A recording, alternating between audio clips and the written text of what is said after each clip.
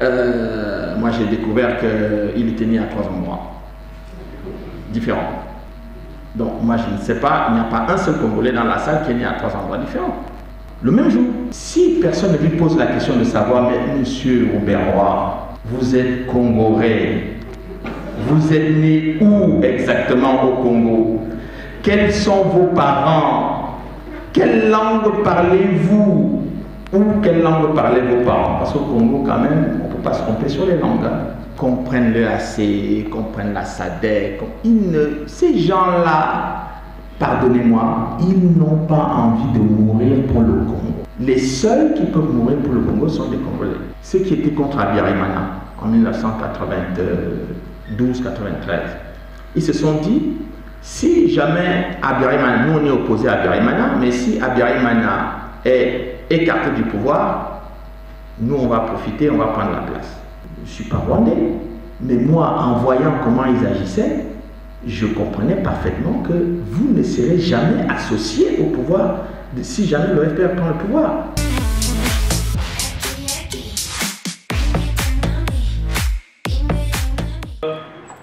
En vous entendant parler, j'ai comme l'impression que la France est sainte. C'est la France qui nous aide à ne pas nous faire envahir en plaçant l'opération Turquoise chez nous, alors que nous autres, nous avons appris que la France a plutôt aidé les réfugiés entrés au Congo. Vous avez monté une photo dans laquelle les militaires français sont probablement débordés par l'entrée des réfugiés, alors qu'on les voit peut-être les accompagner. Tout cela est venu en moi, j'ai fait une petite conjecture. Je me suis demandé, professeur, les choses que vous dites sont très sérieuses et ça concerne vraiment notre sécurité.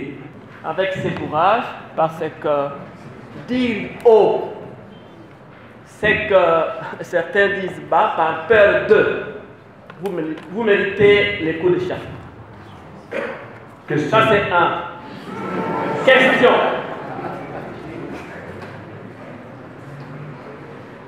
Je suis villageois, j'ai grandi au village avant de venir ici.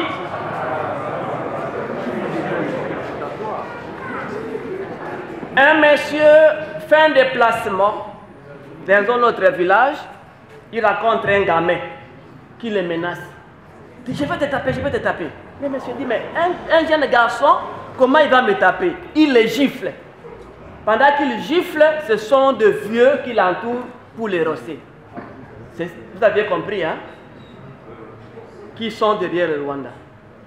La question est celle-ci, M. Charlonal. Aidez-nous. Comment préparer les Africains en général, les Congolais en particulier, à résister, contre l'ennemi qui est plus outillé, plus armé. Vous n'avez pas à chercher, monseigneur Moziroa.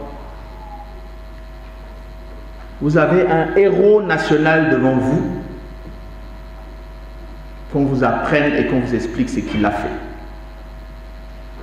Et je pense que le fait de ne pas enseigner ou parler de monseigneur Moziroa dans ce pays est une faute grave sur le plan de l'éducation et de la formation intellectuelle et spirituelle. Monseigneur Moziroa et les textes qu'il a écrits pendant la guerre doivent être enseignés dans tous les établissements supérieurs de ce pays. Vous allez souvent chercher des références ailleurs. Mais Patrice Lumumba a été un exemple de résistance, malgré tout ce qu'on a dit sur lui. Moi, j'ai vu les documents de la CIA concernant M. Lumumba. Vous avez des références ici. Quoi qu'on en ait dit sur le président Laurent Désiré Kabila, il n'a pas payé de sa vie pour le Congo. Il n'a pas dit non aux Rwandais et demandé qu'ils rentrent chez lui, chez eux. Revoyez, rediffusez la conférence de presse qu'il a tenue à Bruxelles. C'est un testament pour la classe politique et intellectuelle de ce pays. Aucun aucun chef d'État n'a parlé comme le faisait Kabila lors de cette conférence de presse à Bruxelles. Vous avez tout le matériau entre les mains. Mais j'ai simplement constaté qu'il y a une catégorie de Congolais qui dit « Ah oui, c'est M. Kabila qui est venu avec ces gens-là, c'est lui qui a créé tous ces problèmes-là, etc. etc. » Mais c'est une façon très superficielle d'analyser l'action politique. Ici, quand on fait de l'analyse, ou du discours politique, ou des actions politiques, il faut aller au fond des choses. Imaginons, évidemment, si lui, il est venu avec eux, mais ce que vous n'avez pas analysé, c'est le fait, par exemple, que leur objectif, ce n'était pas que M. Laurent Désiré Kabila soit le président de la République du Congo. C'était quelqu'un d'autre. Et lui, il a pris position, je crois quand il était à Kisangani, il a décidé, il a dit qu'il était le président du Congo. Et les autres n'ont pas compris, ils ont dit c'était un dictateur, à peine arrivé, il est devenu, si vous vous souvenez bien, vous très bien, de la campagne médiatique extrêmement féroce qui avait été organisée en Occident contre M. Kabila. Ça ne vous a pas parlé. Les gens regardaient seulement les défauts. Et ça, c'est un défaut de beaucoup de Congolais, de beaucoup d'Africains. De ne regarder, mais quel est l'homme politique ou l'homme tout court qui ne se trompe pas, qui ne commet pas d'erreur? Ici dans la salle, qui peut lever la main? Donc, comment vous assignez quelqu'un à résidence, à perpétuité parce qu'il a fait une faute? Il n'y a même pas, comme on dit en religion, dans l'église catholique, la rédemption. Vous ne lui donnez même pas la possibilité de se racheter. M. Kabila s'est racheté en payant de sa vie votre liberté. Est-ce que pour cela, il ne mérite pas d'être considéré? Est-ce que pour cela, il ne mérite pas qu'on relise ce qu'il a dit ou qu'on réécoute ce qu'il a dit? Il vous a donné tout. Il vous a dit, c'est dommage parce que je ne voulais pas allonger, mais j'avais préparé, j'avais diffusé un documentaire hier sur... non, c'est pas nécessaire, sur Kinshasa. Il dit que ces gens-là ne veulent pas quitter ce pays. Ils ont trouvé trop de miel ici, ils ne veulent pas quitter ce pays. Il vous l'a dit. On en est où là? Ils sont toujours là, non? M. Kabila a été tué en 2001. Ils sont toujours là, avec les mêmes préoccupations et en évoquant toujours les mêmes raisons. Mais il faut se réveiller là, vite, avant qu'on ne perde le Kivu. Deuxième question, la France est sainte. Mais, mes chers amis, est-ce que vous avez lu l'Holocauste? Non, donc je vous pardonne. Vous allez lire l'Holocauste. Vous avez lu l'Holocauste? Vous avez lu? Qu'est-ce qui est dit sur la France dedans? Donnez-lui le micro. Qu'il me dise, j'aime le gaz intellectuel et je veux ça. Donnez-lui le micro, qu'il me dise ce qu'il a lu sur la partie française. S'il vous plaît, donnez-lui le micro à ce jeune homme. Non, c'est un homme sérieux. Vous avez lu? Oui, professeur, j'ai lu l'Holocauste, mais je ne suis pas attardé sur la partie. Bon, non. Si vous avez lu l'Holocauste, ça vous aurait sauté aux yeux parce que c'est le sous-titre du livre. Ne mentez pas, chez les jésuites, on ne ment pas. Bon. Hein? Ouais. Alors, deuxième question qui est liée, je crois, à votre première préoccupation. Non, la France ne peut pas être sainte. Si j'ai lu ça, elle ne peut pas être sainte. Bon, mais je peux vous faire un détail là-dessus, mais je pense... Bon, vous aurez remarqué, pour que les gens ne donnent pas l'impression que je renvoie les gens dans le livre, bon, je vais quand même expliquer. Une seconde. Quand vous dites la France, il faut toujours savoir de quoi on parle. En sciences politiques, il faut être précis.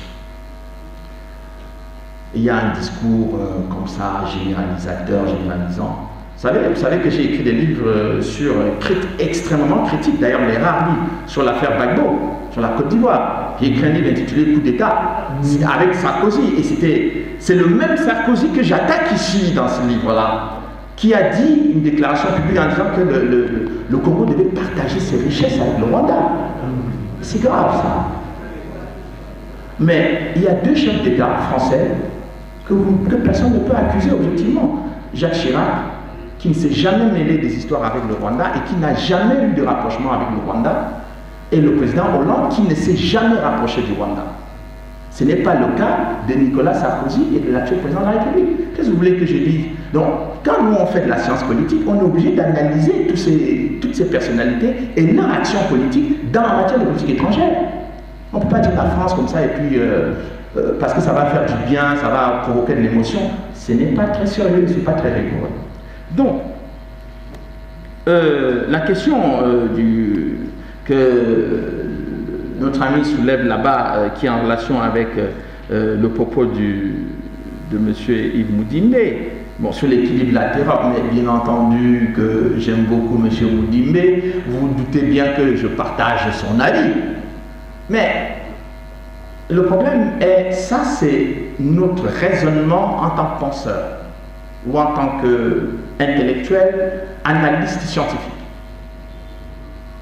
Comment cela, les politiques peuvent traduire ces types de réflexions sur le terrain. Et c'est là qu'il est important que le monde politique se rapproche du monde de la recherche pour qu'on les aide à avoir des éléments pour agir. Le problème de la classe politique de manière générale, pas seulement au Congo, mais dans d'autres pays africains, ils pensent qu'ils savent tout, qu'ils comprennent tout. Et ils n'aiment pas qu'on leur dise « vous vous trompez » ou que vous n'avez pas assez d'éléments. Simplement parce que dans leur activité au quotidien, ils n'ont pas le temps d'analyser. J'ai côtoyé tous ces milieux-là, donc je sais exactement comment ils travaillent. Ils travaillent dans l'urgence, parfois avec des conseillers qui mentent parce qu'ils veulent avoir le poste aux côtés du président tout le temps. Donc il ne viendra pas dire au président la vérité. Et si d'ailleurs le président lui pose des questions et qu'il sent que le président monte un peu sur le ton, il va s'auto-censurer, il va se dire je ne veux pas vexer le président parce que je risque de perdre mon poste. Donc c'est important que de temps en temps, les chefs d'État aient des conseillers qui sont un peu indépendants et des gens qui n'ont pas vocation à avoir des postes à côté d'eux. Et donc, je pense que sur ce point-là, c'est une question trop importante pour qu'on puisse en débattre comme ça publiquement. Je pense que vous me comprenez, dans le contexte actuel. Il y a une question sur la sécurité. Si vous êtes tout journaliste, ah oui, si tout journaliste peut accéder à ses sources, bien entendu. Aurait la même sécurité que vous. Je suis peut-être protégé par mon Seigneur, mon Dieu. Mais non, je pense que quand vous êtes convaincu que ce que vous faites est juste, que ce que vous faites est vrai, que vous ne trichez pas, que vous ne mentez pas, comprenez, jeune homme, que vous ne dites pas des choses qui sont contraires à la vérité, à ce qu'on voit. On vous dit qu'il y a une bouteille.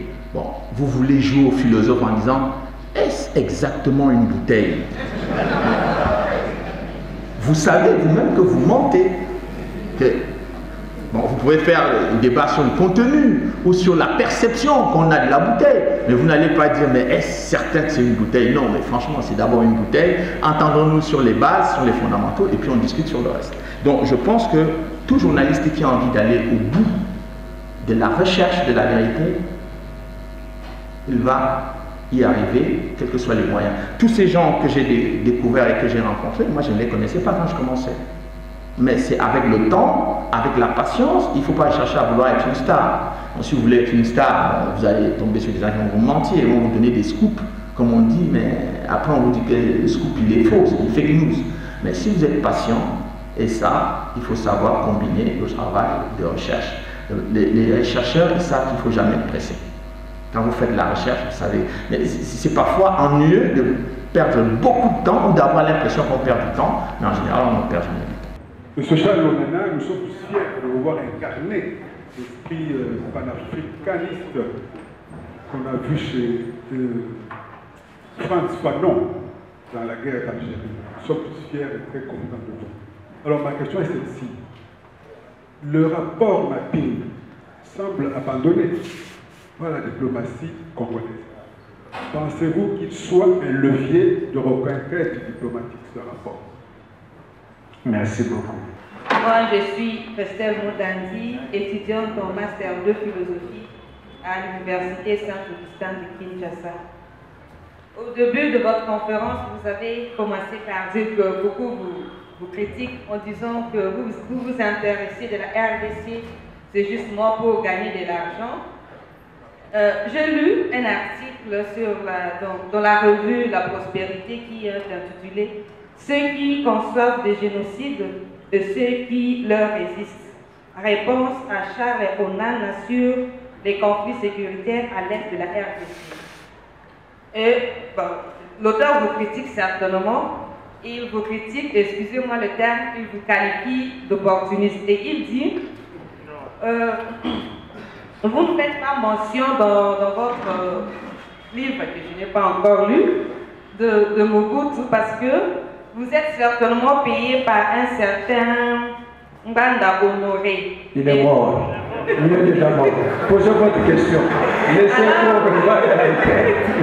Alors, vous ne voulez pas signer la branche sur laquelle vous êtes assise. Alors, qu'en pensez-vous de cette critique? Et ma petite question, c'est à savoir, est-ce que la paix est-elle réellement possible en RDC, vu tout ce que vous venez de dire? D'accord, ça va ma soeur. Est-ce que la paix est possible en RDC? Et puis l'autre dame. Je suis Myriam Ménémélé, étudiante de l'Université Loyola du Congo dans la faculté des sciences et technologies. Après la connaissance de la vérité, il faut agir. Ne pensez-vous pas que nous ne faisons pas le poids face à eux maintenant en ce qui concerne la technologie? C'est difficile quand vous écrivez des livres et que les gens vous attaquent personnellement. On n'est plus sur le même registre. Que les gens qui m'attaquent commencent d'abord par détruire ce que je démontre. Là, je comprendrais que, un, ils sont de bonne foi. Deux, ils sont crédibles dans leurs attaques.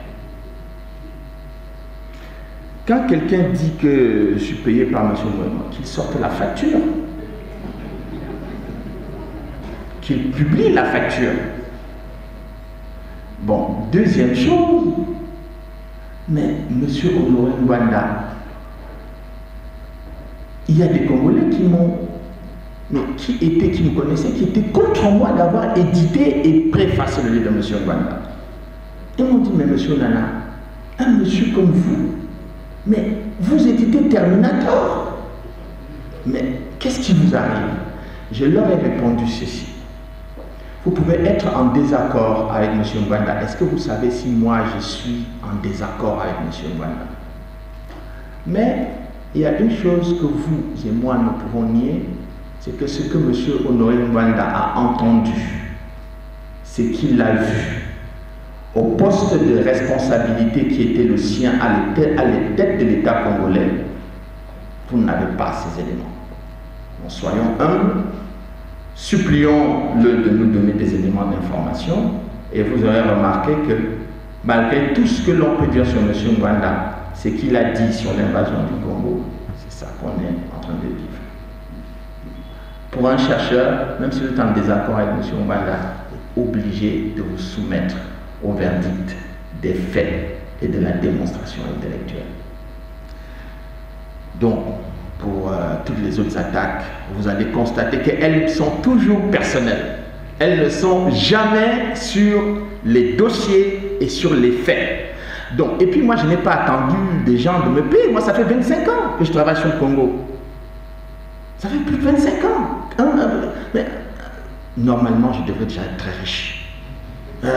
Si vraiment le Congo rapportait beaucoup, j'aurais déjà été très riche et j'aurais recruté beaucoup d'étudiants pour faire des thèses pour moi et moi je viendrais signer comme le font certaines personnes malhonnêtes. Donc je ne mange pas de ce pain là et évidemment ils sont à court d'arguments et donc il va falloir que vous vous attendiez à m'entendre insulter du matin au soir. Je suis habitué depuis plus de 25 ans, ça ne me dit plus rien. Bon, deuxième question. Oui, que vous avez, la paix est-elle possible en RDC? Oui, mais la RDC a toujours essayé d'être un pays qui vit en paix. Ce sont les autres qui viennent mettre le désordre ici. Bon, je sais qu'il y a des Congolais qui vont me dire oui, Charles, tu exonères toujours les Congolais parce que vous mettez toujours les accusations sur les autres. Mais dans le cas actuel, oui ou non, il y a des gens qui agressent les Congolais de l'extérieur. Oui ou non, ils se sont fait des complices à l'intérieur. Oui. Sinon, ce ne serait pas si difficile.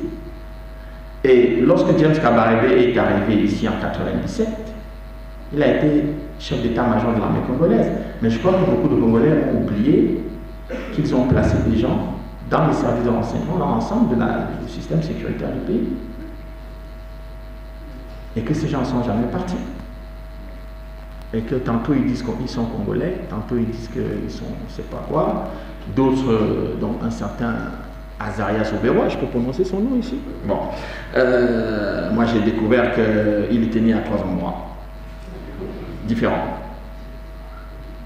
Donc moi je ne sais pas, il n'y a pas un seul Congolais dans la salle qui est né à 3 endroits différents. Le même jour. Bon, donc, si personne ne lui pose la question de savoir, mais monsieur Oberois, vous êtes Congolais, vous êtes né où exactement au Congo? Quels sont vos parents? Quelle langue parlez-vous? Ou quelle langue parlez vos parents? Parce qu'au Congo, quand même, on ne peut pas se tromper sur les langues. Hein. Mais quand vous voyez en plus que 2002-2004, 2004-2005, quand il devient vice-président de la République, chargé de la sécurité, voilà, et défense.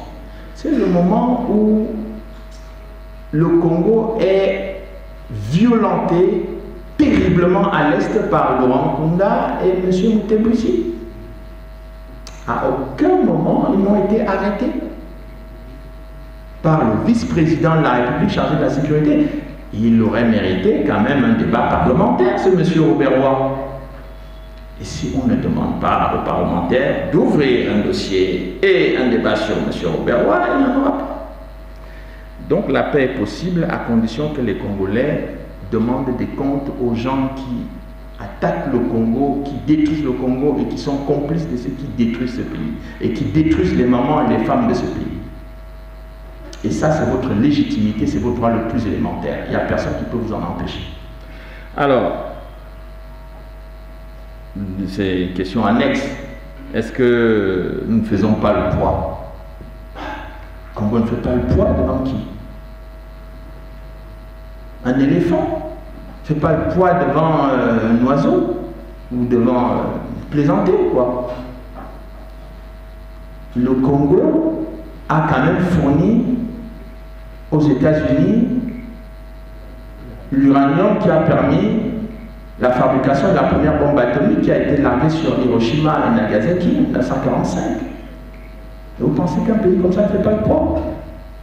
Le Congo fournit aujourd'hui au monde entier le coltan qui permet de fabriquer des téléphones portables, tous ces instruments que nous sommes en train d'utiliser aujourd'hui avec des technologies de pointe et avec l'aéronautique civile et militaire. Et vous pensez qu'un pays comme ça ne fait pas le poids? Il va falloir que les hommes politiques congolais, les responsables politiques congolais fassent confiance au cerveau congolais, à leur capacité à proposer et à faire des choses pour ce pays. Et donc je vous dis que oui, le Congo fait largement le poids, mais à condition que les Congolais aient confiance en eux et en leur capacité de faire reculer les gens, y compris ceux qui les agressent. Et puis, le rapport mapping. Bon, évidemment, il n'y a pas que le rapport mapping. Vous savez, quand le rapport mapping a été publié en 2010, il y a eu à Bruxelles, le même jour, la création de l'association des amis du Rwanda. Par qui? Par M. Louis Michel, commissaire européen, qui est devenu parlementaire, qui venait supplier M. Laurent Nkunda d'arrêter la guerre. alors qu'ils étaient en capacité de faire arrêter M. Laurent Kunda qui violait les droits humains. Donc, quand vous voyez ce genre de situation, il faut comprendre que vous n'avez pas d'amis. Les Congolais n'ont pas d'amis. Vous êtes les seuls à être vos propres amis et à défendre ce pays. Qu'on prenne le AC, qu'on prenne la SADC, ces gens-là, pardonnez-moi, ils n'ont pas envie de mourir pour le Congo. Les seuls qui peuvent mourir pour le Congo sont les Congolais. Et c'est légitime. Mais si on vous donne l'impression que les autres vont venir et vous... Non, mais vous savez, je vais vous expliquer une petite chose là-dessus pour finir. C'est qu'à un moment donné, les Hutus au Rwanda, ceux qui étaient contre Habyarimana en 1992-93, ils se sont dit, si jamais Habyarimana, nous on est opposé à Habyarimana, mais si Habyarimana est écarté du pouvoir, nous on va profiter, on va prendre la place. Donc j'ai discuté avec certains hauts responsables rwandais qui étaient ce qu'on appelait les Hutus modérés. Je leur ai dit, mais vraiment, expliquez-moi, moi je suis un peu naïf, je ne sais pas. Vous pensiez vraiment que ces gens qui ont commencé la guerre en 1990, pour prendre le pouvoir, ils allaient vous donner le pouvoir, vous qui étiez au Rwanda, opposé à Habyarimana, sous prétexte que vous étiez Hutu modéré? Vous avez cru ça? Il dit, moi je ne suis pas rwandais, mais moi, en voyant comment ils agissaient, je comprenais parfaitement que vous ne serez jamais associé au pouvoir si jamais le FPR prend le pouvoir. Et il y a beaucoup de Congolais qui pensent aujourd'hui ici que si jamais, bon, les choses ne se passaient pas bien, ils seront récompensés par les Rwandais ou par les gens qu'ils suivent depuis des années. Mais interrogez les Hutus du Rwanda pour savoir, Madame Victoire Ingabire qui est en prison, mon ami Guillaume Chaïdi, dès lors où vous n'êtes pas sur leur ligne, ou même quand vous êtes sur leur ligne, une fois qu'ils ont pris le pouvoir, vous devenez leur première ennemi. C'est démontré dans leur façon de... Quand vous avez fait de la sociologie politique du Rwanda, c'est comme ça que ça se passe. Vous aurez remarqué d'ailleurs, pour encourager la recherche, où sont passés les anciens du RCD, des RCD, donc les hauts responsables du RCD, donc qui croyaient qu'ils sont où? Donc, c'est un élément très important à prendre en compte dans l'analyse. Et je pense donc que la question du rapport mapping, c'est aux Congolais d'imposer le rapport mapping et tous les autres rapports qui sont sortis sur le pillage des richesses au Congo. C'est à vous de vous mobiliser pour que les gens comprennent que vous en avez assez.